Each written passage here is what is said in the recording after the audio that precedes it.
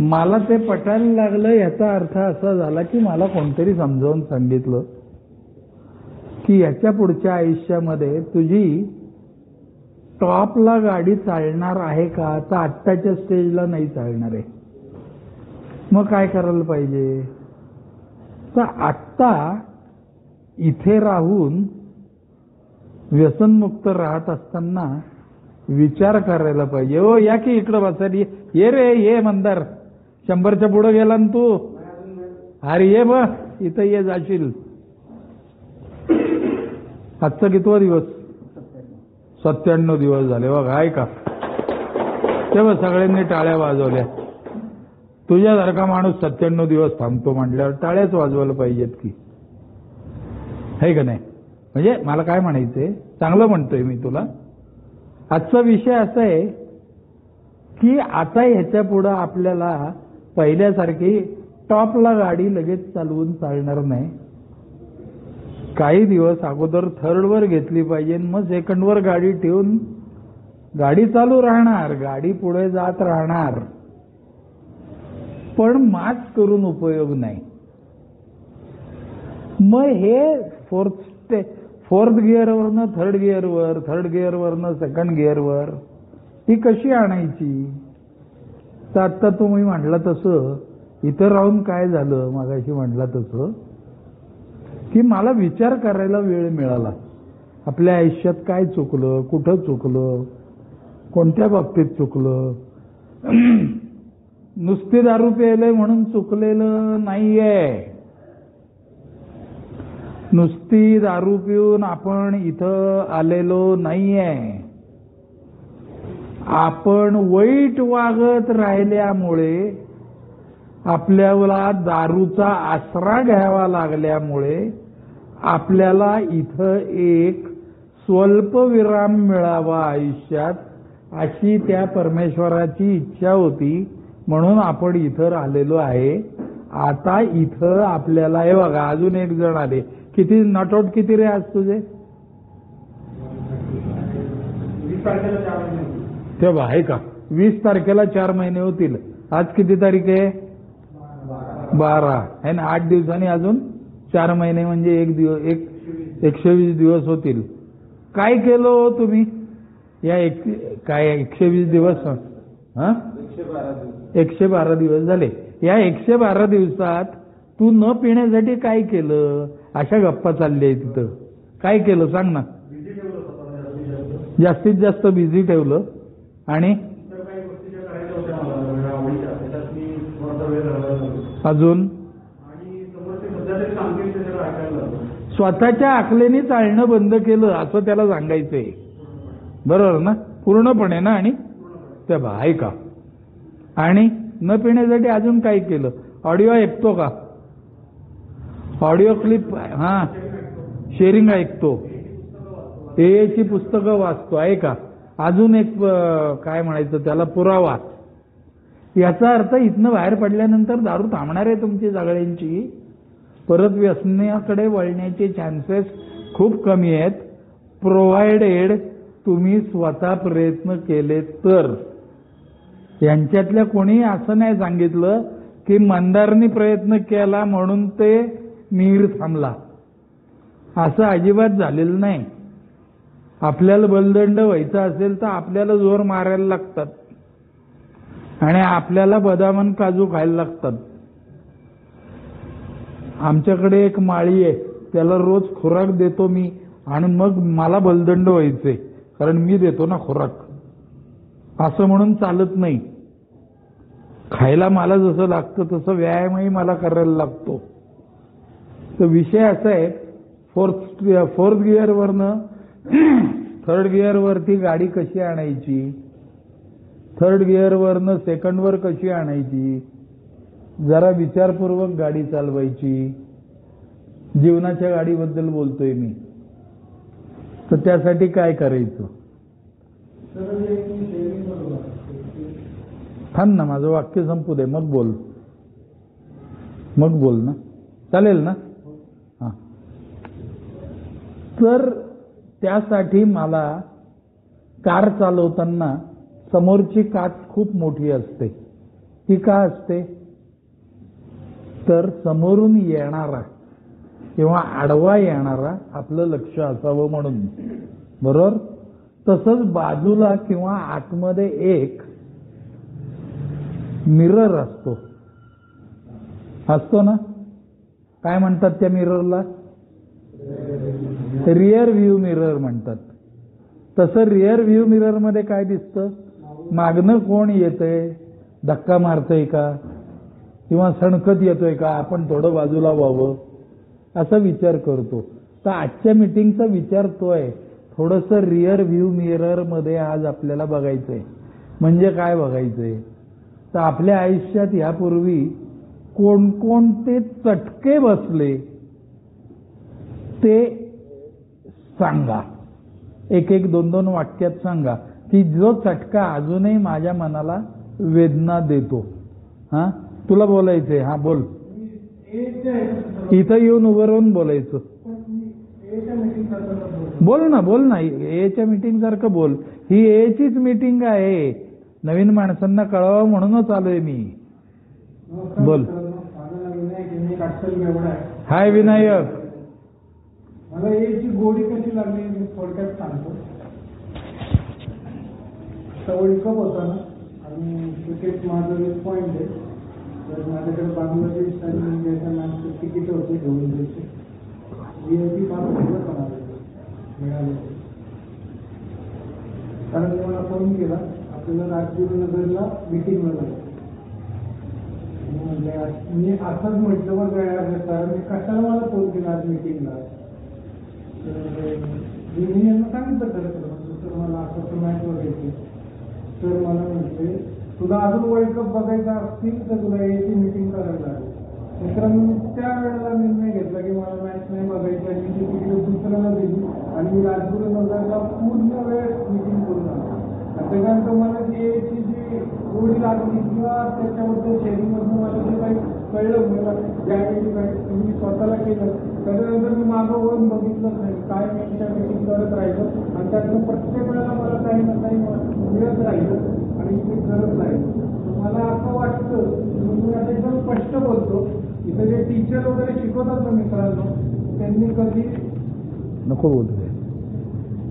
तर जे आपला प्लॅटफॉर्म आहे ना तो योग्य आहे. जो फक्त एवढे लोकच व्यसनमुक्त लोक आपल्याला समजू शकतात आणि हे करू शकतात तो योग्य मार्ग आहे. तर मला असं वाटतं की प्रत्येकाने इथून निघाल्यानंतर कंपल्सरी आणि व्यसनमुक्त राहायचं असेल तर याची मिटिंग करावी. तोच एक पर्याय आपल्यासाठी जो मी अनुभवला आणि मला एकदम योग्य वाटतं. बाकी दुसरे पर्याय सगळे करून झाले या आयुष्यात. सगळे ते बुवाबाजी भोंदुवा बाबा हे ते सगळं व्यायाम खेळ सगळं करून झालं. काही उपयोगाला पडले नाहीये. फक्त याची मिटिंगच मला उपयोगाला पडले. म्हणून मी तुम्हाला एकदम तळमळून सांगतो निघालच ना तुम्ही याची मिटिंग करत जा आणि त्या लेक्चरला कायम येत जा. त्याचा खूप फायदा होतो मित्रांनो. मला बोलायला संधी दिल्याबद्दल धन्यवाद. हा सुद्धा हा हो बोल ना. इथं बोल ना. ये ना. ते त्याच्या अगोदर तू सांग तू केव्हा केव्हा मीटिंग करतो. हा बोल. माझं नाव मंदार. मी एक एवढा आहे. हाय मंदार. रोज सकाळची मीटिंग 100% करतो आणि आपल्याकडे आठवड्यात 2-3-5 मीटिंग होतात. त्यातले 3-4 जमतात, एखाद 2 स्किप होतात. मीटिंगला गेल्यावरती काय होतं अजूनपर्यंत मला काय होतं ते काही कळलेलं नाही. पण तिथं गेल्यावर बरं वाटतं. दारू पीत नाही हे पहिलं. आणि बाहेर गेल्यावरतीचा जो विषय चालला होता त्याच्यात आता मी आता 3 महिने झाले बाहेर आहे. काम करायचं का नाही तर ओळखतात त्या एका सिनियर मेंबरला भेटलो होतो की माझं कन्फ्युजन होतं. हे काम मी करू शकतो, पूर्वी केलेलं आहे आणि आता करावं असं वाटत नाही. तिन्ही गोष्टी त्यांना सांगितल्या. म्हणजे कन्फ्युजन कसलं आहे, तुला जमेल का नाही, कॉन्फिडन्स बद्दल कन्फ्युजन आहे का, पैसे का काय प्रॉब्लेम आहे. म्हटलं मला आत्ता करावं असं नाही वाटत पण मी नक्की करेन. त्यांनी त्यांच्या पहिल्या दिल्यात म्हणजे जवळपास 25 वर्षापूर्वीचा एक किस्सा सांगितला. अपॉर्च्युनिटी आली आणि या गोष्टीमध्ये मी हे केलं होतं आणि त्याच्यानंतर मी कसं रिकवर झालो. हा सल्ला मला दुसऱ्या कन्सल्टन्सीत मिळाला नसता. त्यांनी सांगितलं वेळ घे, किती वेळ घे तुझं ठरवायचं. पण जेवढा तुम्ही तुमचा प्रॉब्लेम त्यांना फ्रँकली सांगता आणि शेवटी एक वाक्य सांगितलं मॅडमनं सांगितलंय का म्हणलं हो त्यांनी काय विचारलं हे विचारतात कारण बहुतेक ए मेंबरला मॅडमचं वळणं वाटतं. तर असं काही बायफर्केट करू नका की ए आणि बेलना काय ते दोघंही एकच उत्तर देतात. फक्त थोडंसं त्याच्यात हे फरक असतो. आपल्याला कळेल अशी भाषा ए मेंबरला काय सांगतात म्हणजे एखादी शिटी घातल्यावरच आपल्याला कळतात. फार चांगल्या भाषेत कळत त्यांनी 2-3 घातल्या केल्या मला कारण 35-40 वर्ष मला ओळखतात पण समजून पण सांगितलं की कधी करायचं हे पण सांगितलं. असं नाही की सोडूनच दे डोक्यात आहे कर बरोबर आहे वेळ दे पण ही अनुभव खूप चांगले येतात एन्करेजिंग असतात. त्यामुळे एक जी मिटिंग करा दर वेळेला मिटिंगला जाऊनच कळेल असं नाही. नंतरही आपल्या बऱ्याच वेळेला बोलतो त्यांचे सांग की हा प्रॉब्लेम आहे तो प्रॉब्लेम पण जोपर्यंत जात नाही तोपर्यंत तुम्हाला माहीत नसतं की समोरचा माणूस काय करतो किंवा काय आहे काय नाही. गेल्यावर बरं वाटतं काय मिळण्यासाठी नका जाऊ गेलं की दारू पित नाही एवढं नसतं. Very good very good. त्यांनी मला सांगितलेलं एवढंच तो बोलले नाही इतकी वाक्य त्यातले मला 2-3 वाक्य मला समजली म्हणजे बाकी ऐकू आलं मला सगळं पण मला मनात समजलेली गोष्ट अशी की तो रोज सकाळची गुड मॉर्निंगची मीटिंग करतो. त्याच्यानंतर इथल्या निरामयमध्ये तो रेग्युलर फॉलोअपला असतो. 5 दिवस असतील तर त्यातले 4 दिवस तरी तो असतो फॉलोअपला. म्हणजे व्यसनमुक्त लोकांच्या कळपात वावरतो असं त्याला सांगायचं होतं बरोबर ना. आपल्याला व्यसनमुक्त लोकांच्यात वावरायचे बरं का निर्व्यसनी मंडळींच्यात नाही. निर्व्यसनी मंडळी म्हणजे ते तू दारू पिऊ नको असं म्हणतात आणि व्यसनमुक्त लोक म्हणजे बरं झालं तू नाही प्यायला मी पण नाही लावली आज सकाळपासून. तर आजचा विषय मेनली काय होता तर टॉप गिअरवरनं थर्ड गिअरवरनं सेकंडवर आणून त्यासाठी काय करायला पाहिजे आपल्याला तर भागवत अगोदर आपल्याला चटका देणारी गोष्ट जर का आज आठवली आपण तर सोपं जातं म्हणजे गाडीचा स्पीड. कारण गाडीचा स्पीड म्हणजे काय स्वप्नातल्या भराऱ्या हो आपलं म्हणजे कसलंही याडाई का तू माझा इतिहास माहितीये का तुला माहितीये का मी कोण आहे असले डायलॉग असतात आपल्याच मनाची. पण माझा खरा मी कोण आहे मला किती चटके बसलेत हे जेव्हा आपल्याला जाणीव होते ना तेव्हा आपला स्पीड टॉपवरनं थर्डवरनं सेकंडवर येते गाडी. बोला कोण बोलतंय आज चटका बोला कोण बोलणार चटका या विषयावर. अरे बोला अरे तुम्ही चटके न खाता इथं आलेले नाही आहेत. बरं अवघड जागेचे चटके मी डोळ्याला दाखवा म्हणत नाहीये. बोल तुम्हाला बोलायचे हा बोला ना या इथं बोला. Very good. हा बोला मनमोकळेपणाने बोला रे इथं कोणी कोणाला हसल जमलेलं नाहीये. बोला. नमस्कार माझं विभू आहे. हा एवढा आहे हाय विभाव. काय झालं 27 मार्च 2019 साली माझ्या गाडीचा ऍक्सिडेंट झाला होता आणि माझी जी मिसेस होती ती कोकणामध्ये मिसेस माहेर आहे ती कोकणात गेली होती आणि त्यांच्याकडे कोकणामध्ये शिमग्याचा महोत्सव असतो म्हणजे गावात पालखी होती ती तिकडे गेली होती आणि मला त्या दिवशी जायचं होतं पण माझा ऍक्सिडेंट झाल्यामुळे पाहायला ते दुखापत झाल्यामुळे जाता आलं नाही. मग मिसेसला सांगितलं की तू आता उद्या पालखी येणार आहे तर परवाशी ये. पण मिसेस काय 2-3 दिवस आली नव्हती आणि माझी जखम म्हणजे बरी होत होती पण मिसेस आल्याच्या राग आला होता. मग मिसेसला मी रागाला सांगितलं की तुझं आता येऊ नको तिकडं कारण तुला माझी काय काळजी नाही. आणि घरात वैयक्तिक वडिलांचं आणि यांचं जे वाद होते मिसेसचं ते वडिलांना वडिलांचे आपण तुझा घेतला की घ्यायचंच नाही पण मी आलं आणि त्याचा राग आला त्या रागातनं बाबा माझ्या आयुष्यामध्ये वडील नवरा काय करतात या विषयानं मी सुरुवात केली जाऊ त्याला. त्याच्या अगोदर दारूच पिला नव्हता का तुम्ही. अरे वा ही किती सालची गोष्ट 2019. हाय मग आता 4च वर्ष झाली तुला दारू प्यायला लागून. मग चांगलं आहे मग लवकर आला तू लवकर थांबताय. त्यानंतर परत मिसेस जरा घेतल्यानंतर थोडं 2-3 वर्ष 6 महिन्यातच परत जास्त झालं. राहून देव बसा, काय हरकत नाही, थांबणार तू. जो माणूस इथं मनमोकळेपणाने बोलतो तो थांबणार. चला बोला, चटका बोलायचंय. गुड गुड, चांगलं शेअरिंग केलं तुम्ही. काय हा चटका काय झाला? हा हा बर बर.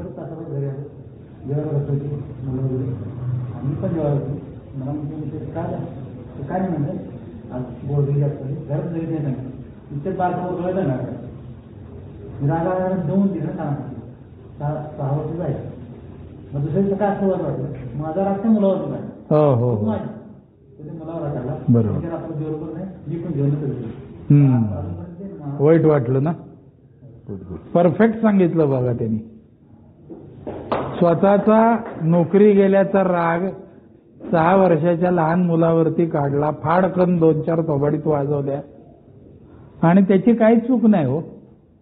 दारू हा प्यायला, त्याच्यामुळे नोकरी गेली ना, दारूमुळे नोकरी गेली ना.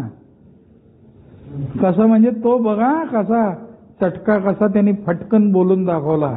तू थांबशील मित्र, हे लक्षात ठेवायचं. पुढच्या वेळेला दारू प्यायची इच्छा झाली की तुला वाटणार आहे. ह्या वेळेला तसं होणार नाही, पण ह्याच्यापेक्षा भयानक होणार. म्हणजे हा मी शाप नाही देते तुला, माझा अनुभव सांगतोय. बोला, चटका सांगणार का? दारूसाठी नाही आला. बरं बरं, म्हणजे कंपल्सरी ऍब्स्टिनन्स साठी इथं आलाय तुम्ही. बरं बरं, काय हरकत नाही. बोला, अजून कोण सांगेल स्वतःचा चटका? भागवत या, चटके खूप खाल्लाय तू भागवत म्हणल्यावर. काय माझाच भाऊ आहे. नमस्कार मित्र, मला बोलत मी काय बघ चटके खूप खाल्ले. हो, पण चटके खाऊन खाऊन शाळा होत नव्हतो. पण आता शेवटी जो मला फटका वाचलेला आहे तो माझ्या मनाला एकदम फार चांगला जोरात त्रास झालेला आहे. म्हणजे खरं तर माझं ह्याच्या आधी ऍक्सिडेंट भरपूर झाले. गाडीवरून 2-3-4 वेळा पडलेलो आहे. अगदी भरपूर काय नुकसान झालेलं आहे पैशाचं. पण आत्ता जे झालं ते हा आजार काय आहे किंवा हे दारू व्यसन काय आहे हे, आणि आपण कशा कुठल्या स्टेजला आहोत ह्याचं मला यावेळेला नक्की रिअलायझेशन झालं. 16 तारखेला मी संध्याकाळी पुण्यात आलो होतो. 17 तारखेला माझं नवीन ऑफिससाठी जॉईनिंग करायला होतो आणि 16 तारखेला सहज म्हणून म्हटलं थोडीशी पिऊ जेऊ झोपू म्हणून या त्याच्यामध्ये गेलो पहिला. 16 तारखेला रात्री सुरू झाली, परत थांबलीच नाही. डायरेक्ट 19ला दुपारी संध्याकाळी गेली तरी थांबली मला माहीत नाही. मित्र आला आणि इथे घेऊन आला. त्यातून चांगलं एवढंच झालं की मी इथे आलो, दुसरीकडे कुठे जाण्यापेक्षा. कारण मॅडम आणि या सगळ्यांचं मला फार आधार वाटलाय आणि चांगलं काम होतं. मी स्वतःवरती खूप काम करतोय. पण त्याच्यानंतर मी रिसेंटली आता मी असं ठरवलं की परत जेव्हा दारू प्यायची इच्छा होईल तेव्हा 16 ऑक्टोबरला दिवस थांबवायचा आणि मग ऑटोमॅटिकली काय जे मला विचार बदलतील ते नक्की बदलतील. ठीक आहे ठीक आहे, okay, very good very good. याच्या पुढं शेवटची दारू आपल्याला पिता येणार नाहीये. प्यायलेली दारू शेवटची ठरवता येते. तुम्ही किती सिगरेटी ओढायचो? 12-13. अरे मी 40 ओढायचो. मी 40 सिगरेटी ओढायचो. 40 थडा थडा थडा थडा काय, आणि 6 क्वार्टर दारू प्यायचो. आणि माझी सिगरेट थांबून वर्ष झाली. काय तुम्हाला नक्की थांबवता येणार? ज्याला थांबवायची इच्छा आहे ना तो कुठेही जखमारी करणार आणि थांबवणार.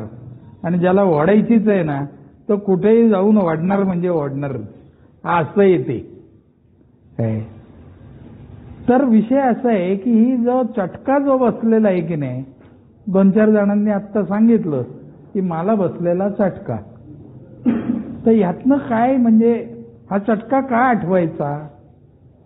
तर हे चटके मी जोपर्यंत आठवत नाही ना तोपर्यंत माझे पाय जमिनीवर राहत नाहीत. माझ्या बाबतीतला चटका म्हणजे माझी बायको, मी दारू पिऊन बडबड बडबड करत होतो नेहमीप्रमाणे, त्याला इतर लोक भांडण म्हणतात, पण ते भांडणच की, ते बडबड कसली आली, हे आपलं मी आपलं परत म्हणजे त्याच्यावरती साखर फुटण्यासारखं ते कवच ओढण्यासारखं आहे. ती हातात बॅग घेऊन बंगल्यातनं आमच्या बाहेर पडत होती, गेट पाशी गेली आणि मी तिला हाताला धरून आगं नको जाऊ करून आतमध्ये ओढत होतो आणि ती माझ्या तोंडावर थुंकली. काही डोळे मोठे करून ऐकू नका, कोणाच्या तोंडावर थुंकली नसेल तर थुंकेल. आणि ती काय पहिल्या दिवशी नाही थुंकली माझ्या तोंडावर.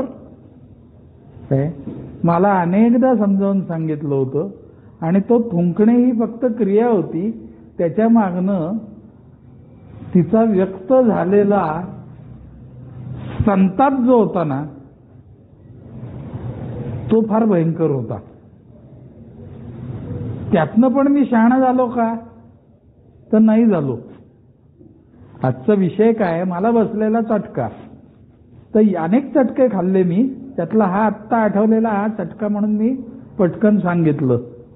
तर ज्यांच्या बायका सोडून गेल्या नसतील त्यांनी नक्की समजा की आता जर का आपण करेक्ट दिशेने प्रयत्न करायला लागलो नाही तर बायको सोडून जाते बरं का. आपल्यातल्या कोणाची बायको सोडून गेली रे, हात वर करा. ते बघ, त्याचा आला हात वरती. जाते, त्यात काय म्हणजे गैर काही नाही. बरोबर. आईबापांनी कोणाला घराबाहेर काढलेलं आहे रे आत्तापर्यंत? ते बघा, अरे भरपूर लोक, आता लोकांचा हात वर आला आहे की नाही. म्हणजे काय, आपल्याला काय वाटत होतं, आपल्याला हाकलून देणार नाहीत घरातनं. मला पण वाटत होतं, पण मला ते शेवटपर्यंत काढलं नाही त्यांनी घराबाहेर, म्हणून मी आत्ता हात वर केला नाही. कारण माझे वडीलच मुळी 92 वर्षाचे होते, त्यांनाच उठून बेडवरनं उठता येत नव्हतं, आणि ते कसे मला घराबाहेर काढतील, त्यामुळे त्यांनी काढलं नव्हतं. पण त्यामुळे माझा माज चालूच होता ना. लक्षात आलं का? आत्तापर्यंत बायकोने कोणाकोणाच्या मुस्कडात मारली रे, आले की भरपूर हात वर. त्यात काही वाईट नाही. आपल्याला वाटलं होतं का रे कधी बायको मुस्कडात मारेल असं वाटलं होतं का कधी? नाही. अरे इतकं प्रेम करणारी बायको आपल्या मुस्कडीत मारेल का कधी?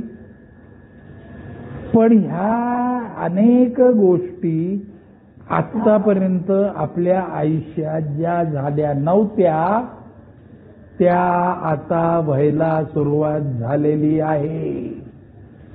त्यामुळे समोरच्याचं शेअरिंग ऐकत असताना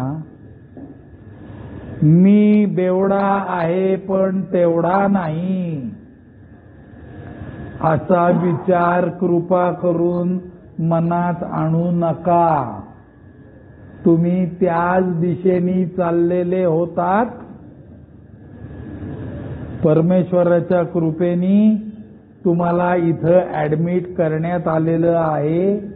त्यामुळे कंपल्सरी ॲब्स्टिनन्स ऑफ अल्कोहोल मिळाल्यामुळे स्वतःच्या केलेल्या चुकांबद्दल, चटक्यांबद्दल विचार करायला वेळ मिळालाय. त्यामुळे I am not that bad असा विचार न करता दिशा बदलायची. आणि दिशा बदलण्यासाठी काय काय झालं नाहीये असा जेव्हा विचार आपल्या मनात येतो तेव्हा प्रत्येक वेळेला ॲज येट म्हणजे अद्यापपर्यंत ते झालेलं नाही हा विचार आला पाहिजे ऋषी कपूर मनामध्ये. अदरवाईज मरणार बेटे तू. जे व्हायचं राहिलंय ते सगळं व्हायला सुरुवात होते. म्हणूनच first drink does the damage. पहिलाच घोट घातक, बंदुकीतनं सुटलेल्या गोळीसारखा तो पेक किंवा काय थेंब असेल तो आपल्या शरीरावर आणि मनावर नक्की आघात करतो. दारू सोडण्याची वेळ एकच रे. कोण सांगेल कोणती? बोला. हा, पिण्याआधी. आता मी मंगळवारी सोडणार रे, आता मी 28 तारखेला सोडणार रे, मरणार बेटे तू. दारू सोडायची वेळ एकच, आज व आत्ता, ती सुद्धा पिण्यापूर्वी. एकदा तोंडाला लागली की मग आपलं भविष्य आपल्या हातात राहत नाही, खरोखरच राहत नाही. झाले तेवढे राडे लई झाले म्हणून ॲजिएट लावायचं. माझी नोकरी गेली नाही, ॲजिएट अजूनपर्यंत गेलेली नाही. माझी बायको सोडून गेली नाही, ॲजिएट. माझ्या मुलं काय, माझ्या मुलाच्या मनामध्ये माझ्याबद्दल किती रिस्पेक्ट आहे. मुलगा हाणतो बर का धरून, मुलगा हाणतो धरून, कारण तो बापाला वाचवायचा त्याच्या दृष्टीने एक प्रयत्न असतो. चुकूनही मनात असं आणू नका, माझ्या मुलाने किंवा मुलीने हाणलं नाही मला धरून. हाणत्यात,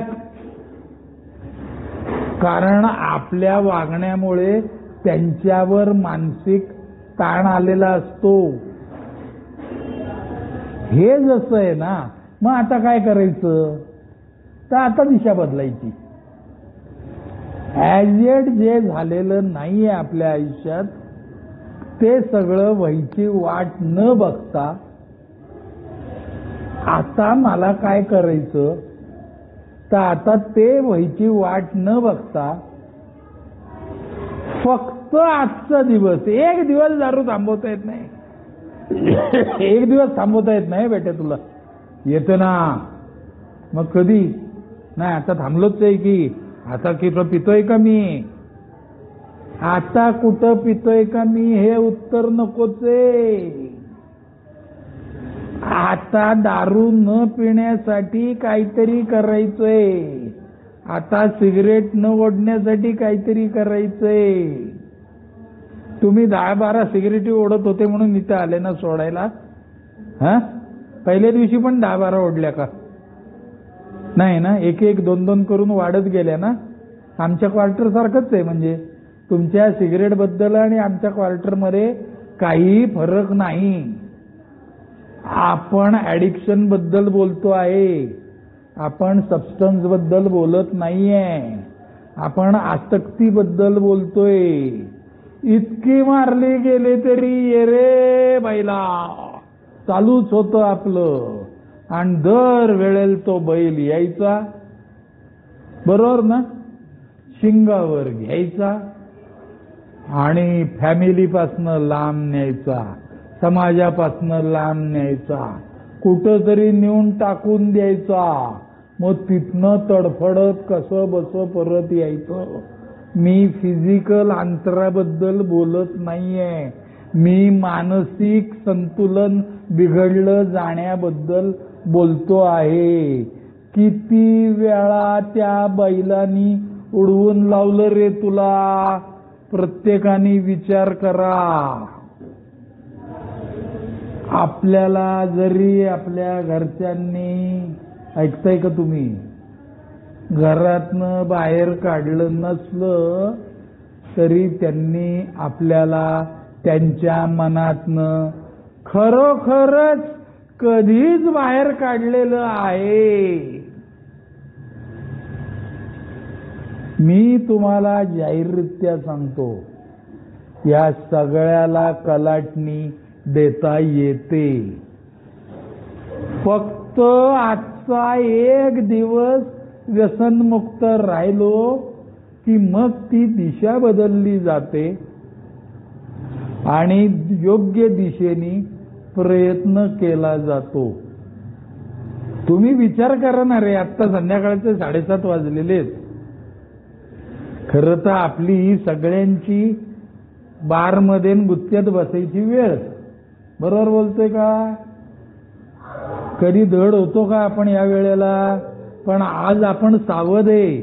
समोरचा माणूस काय बोलतोय ते ऐकू येतंय, त्याला आपण मुंडी हलवून रिस्पॉन्स देतोय. बरोबर ना? नाही तर तिथं कसं वाच रे तू, नाही तर त्या वेटरला दिसत नाही का रे तुला क्वार्टर संपलेली, क्वार्टर उरली म्हणून सोडा आण आणि सोडा उरला म्हणून क्वार्टर आण. असल्या दुष्टचक्रात आपण अडकलो होतो. लाज नावाचा प्रकार राहिला नव्हता. पण ज्या गोष्टी झाल्या नाहीत असं वाटतंय त्यापासून आपण वाचलोय. ही परमेश्वराची कृपा समजू. त्यात आपलं झाटं काही कर्तृत्व नाही. आपण काय कर्तृत्व केलं म्हणून आपली बायको सोडून नाही गेली? अगदी रोकडा बोलतोय मी, रोकडा. जे सत्य आहे ते.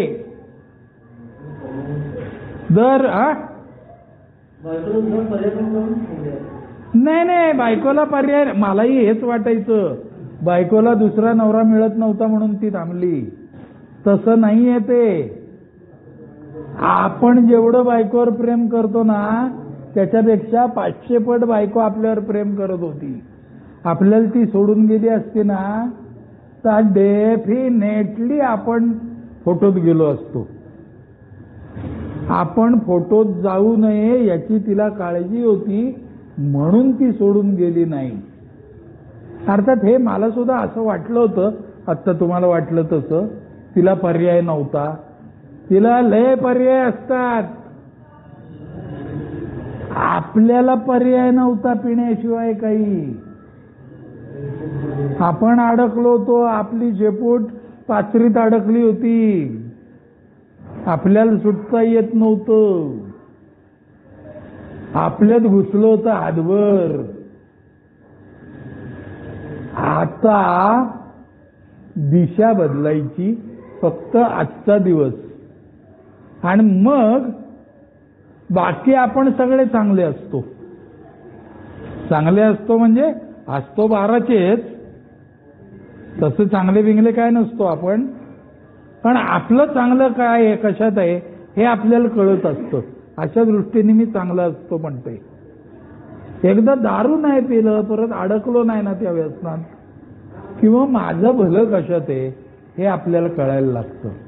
आणि मग तोच ॲजिएट आपल्याला अजून काय काय मिळवायचे त्याच्यात लावायचा. मला काय काय मिळवायचं होतं, तुला काय काय मिळवायचं रे व्यसनमुक्त आयुष्यात? बोल बरं, काय मिळवायचे?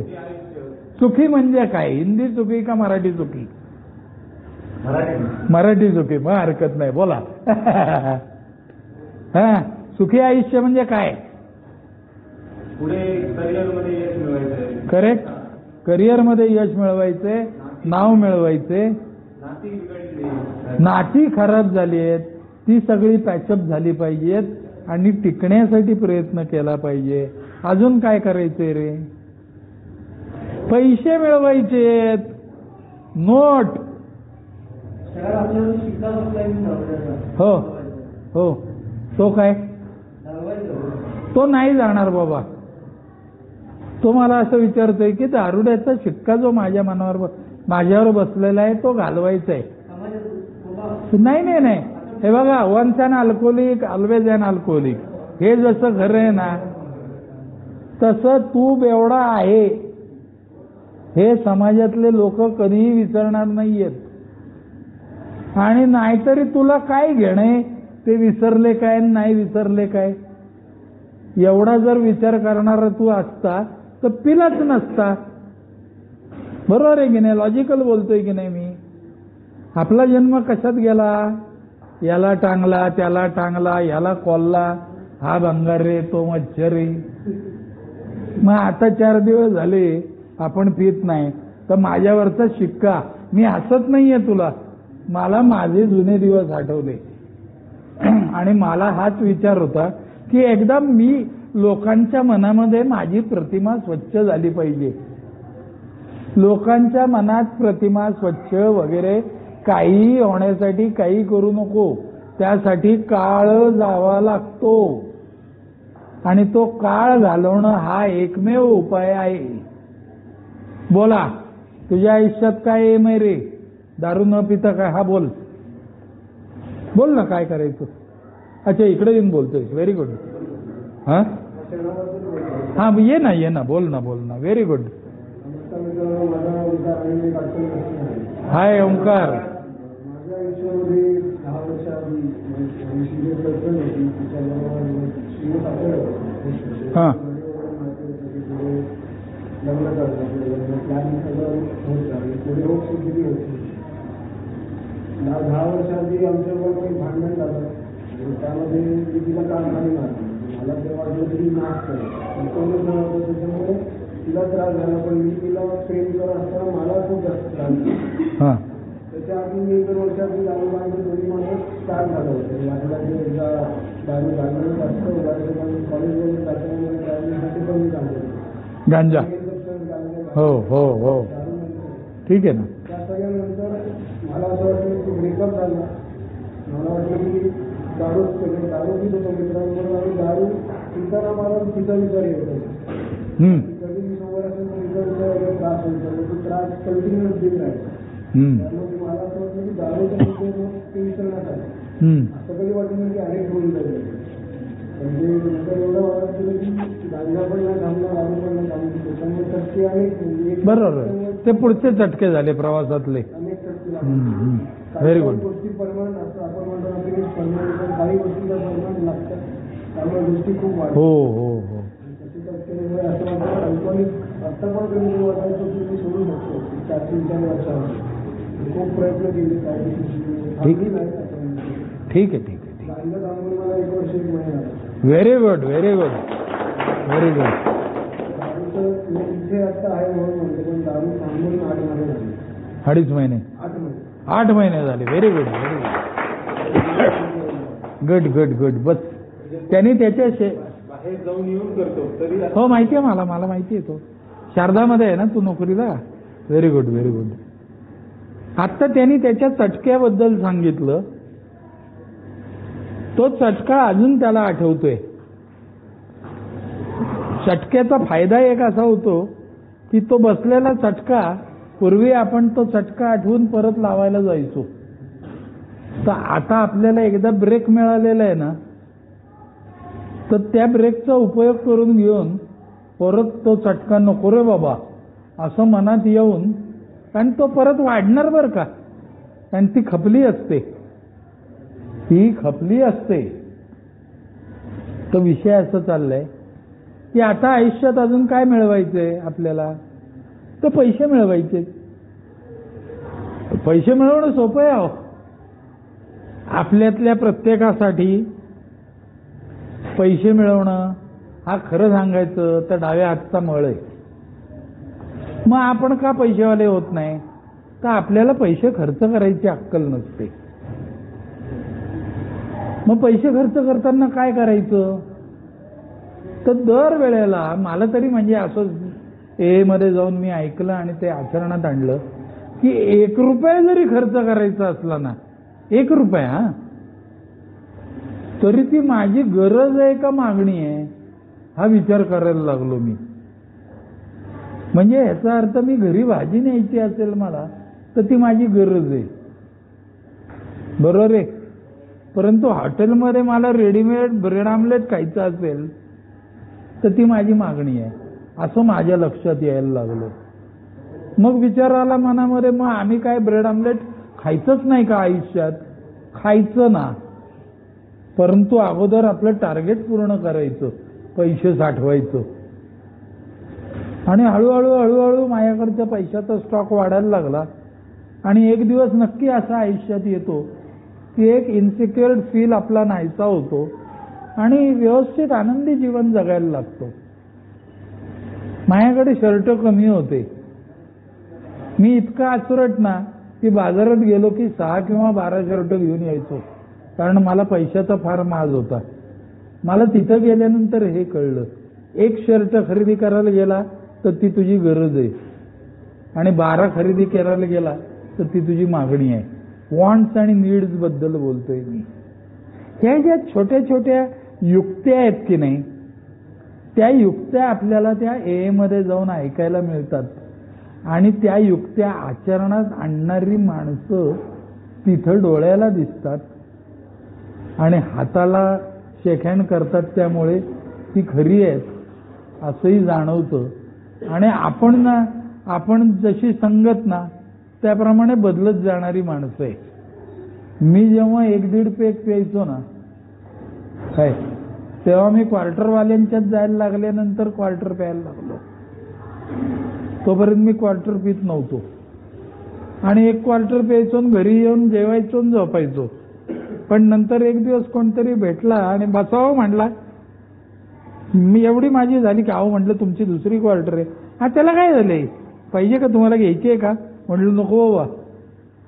पण दुसरी क्वार्टर मी प्यायल्यावर म्हणजे मी ज्या संगतीत गेलो त्याप्रमाणे माझी दारू जशी वाढत गेली ना, तशा चांगल्या गोष्टी आचरणात आणणाऱ्यांच्या संगतीत मी जायला लागल्यावर माझ्या जीवनामध्ये चांगल्या गोष्टी काम करायला लागल्या असं मी सांगतोय. आणि मला अजूनही काही गोष्टी आयुष्यात मिळवायच्या आहेत, त्या ॲज येट मिळवायच्या राहिल्या आहेत असं मला आता कॉन्फिडन्स म्हणजे दिसलं डोळ्याला. कारण मला जेव्हा जेव्हा मी अजून मिळवायचे येईल ते ॲज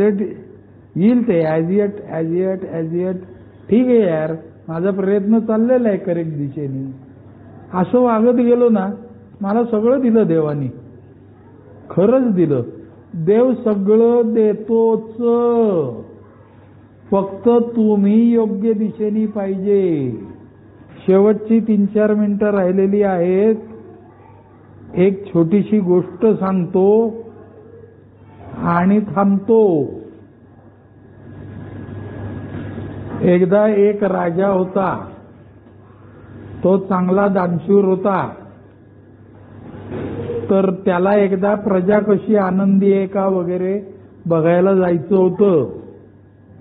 तर तो एका प्रधानजीला घेऊन चक्कर मारायला त्याच्या राज्यात गेला. एका गावात गेला, तिथं एक देऊळ होतं. त्या देवळामध्ये जाऊन दर्शन करून आला. त्याला सगळीकडे अगोदर ते ऑलवेल दिसलं. तो देवावर विश्वास ठेवणारा होता, त्यामुळे त्यांनी त्या देवावरती तिथं मंदिरात जाऊन हात जोडले आणि देवाला सांगितलं, देवा धन्यवाद, मला राजा केलंस आणि माझ्या राज्यामध्ये सगळ्यांना सुखी ठेवलेस तू, याबद्दल मी तुझे धन्यवाद मानतो. ठीक आहे म्हणले. तिथनं बाहेर आला, 5 मिनिटं पायरीवर बसला. सहज बघितलं तर डावीकडे एक भिकारी बसलेला होता, उजवीकडे एक भिकारी बसला होता. डावीकडचा भिकारी राजाला म्हटला, मला काहीतरी द्या ना हो, भीक घाला ना काहीतरी. उजवीकडचा भिकारी म्हटला, देवा मला काहीतरी देणार आहे, माझं अगदीच दारिद्र्य आहे आणि काय बाबा खरोखर. तर राजा काय विचार करतो, आता हा भिकारी करेक्ट मागतोय, राजाकडे काहीतरी दान मागतोय, याला आपण काहीतरी दान देऊया म्हणजे याचं जीवन बदलून जाईल. पण उजवीकडे बघतो तर तो भिकारी राजाकडे काय मागत नसतो, तो देवाला मागत असतो, देवा मला काहीतरी देणार आहे माझं जीवन बदलायला, मला भूक लागली आहे काहीतरी खायला तरी देणार आहे वगैरे. आणि त्याला काय कोण देत नसतं आणि यालाही काही कोण देत नसतं. तर राजा दुसऱ्या दिवशी काय करतो, त्या प्रधानाला सांगतो, तिथनं निघाल्यावर म्हणला, उद्या एक मोठ्या पातेल्यामध्ये खीर करून आण आणि त्या खिरीमध्ये ना एक 10 किंवा 15 सोन्याची नाणी टाक. मोहरा म्हणायचे त्याला पूर्वी, सोन्याच्या मोहरा. आणि एक खिरीने भरलेलं पातेलं याला दे जो माझ्याकडं भीक मागत होता त्याला. कारण त्याला आत्ता पैसे दिले तर तो भिकारी काय करणार? उडवून टाकणार. राजा अगोदरच ठरवतो स्वतःच. त्या उजवीवाल्याला काही देऊ नको, तो भिकारीच राहणार. त्याला तो देवाकडे मागतोय काय पाहिजे ते. एवढा माझ्यासारखा राजा इथं बसलेला असून काय मागत नाही, त्याला काय अक्कल नाही. त्या राजाकडे मागतोय म्हणजे ते त्याला दे. दुसऱ्या दिवशी प्रधानजी 4 नोकरांना घेऊन येतो, मोठ्या पातेल्यात खीर घेऊन येतो, त्यात 10 नाणी टाकलेली असतात सोन्याची, आणि ती ते पातेलं खिरीचं ते डावीकडच्या भिकाऱ्याला देतो. तर तो भिकारी म्हणतो धन्यवाद वगैरे वगैरे, अरे आज एकदम खीर खायला मिळाली मस्त वगैरे वगैरे वगैरे. तर ते खीर खातो तो भरपूर, आणि खीर खाल्ल्यानंतर ते पोट टम्म भरतं त्याचं. अजून खाली ना थोडीशी खीर राहिलेली असते, त्याच्यात 10-15% खीर त्या पातेल्यात राहिलेली असते. तर तो एवढं पोट भरलं म्हटल्यानंतर राजा तिथंच बसलेला असतो, हा कसा समाधानाने खीर पितोय बघायला. तर ते झाल्यानंतर तो खीर पिणारा भिकारी डावीकडचा त्या उजवीकडच्याला हाक मारतो आणि म्हणतो इकडे ये. हे म्हणला, यांनी खीर दिली मला आज, केवढे पोट भरलं माझं, आता 2 दिवस नाही जेवलो तरी चालेल, मायाच्यानी काही एवढी खीर संपलेली नाही, पण मला भूक म्हणजे काय असते याची जाणीव आहे, आणि मी आता तुझ्यासारखा भिकारी नाहीये. लगेच दात आले बरं का त्याला, लगेच दात आले त्याला. आणि म्हणला तो हे उरलेली खीर तू पिऊन टाक. असं म्हणून ते उरलेली 10-15-20% काय खीर त्या पातेल्यात असते, ते खीर आणि ते पातेलं त्या उजवीकडच्या भिकाऱ्याला देऊन टाकतो. तिथनं उठतो, मजबूत ढेकर देतो आणि घरी जाऊन झोपतो. उद्या भेटू रे, आण तू खीर म्हणला. तर तो भिकारी उजवीकडचा ती 20%-15% राहिलेली खीर पिऊन टाकतो, आणि ती प्यायल्यावर त्याला दिसतं की खाली 10 सोन्याची नाणी आहेत. खाली 10 सोन्याची नाणी आहेत. ते गपचूप तो पातेलं उचलतो आणि सूम कंट्रीमध्ये निघून जातो घरी. आणि दुसऱ्या दिवशी येत नाही भीक मागायला. तो ती नाणी एनकॅश करतो आणि त्यातनं व्यापार चालू करतो. आणि डावीकडचा भिकारी परत दुसऱ्या दिवशी भूक लागली म्हणून परत तिथं येतो. आता राजा परत तिथं येतो दुसऱ्या दिवशी देवाचं दर्शन घ्यायला. त्याच्या लक्षात येतं की काल जो जास्त खीर प्यायला डावीकडचा ते परत आला, पण जो देवाकडे मागत होता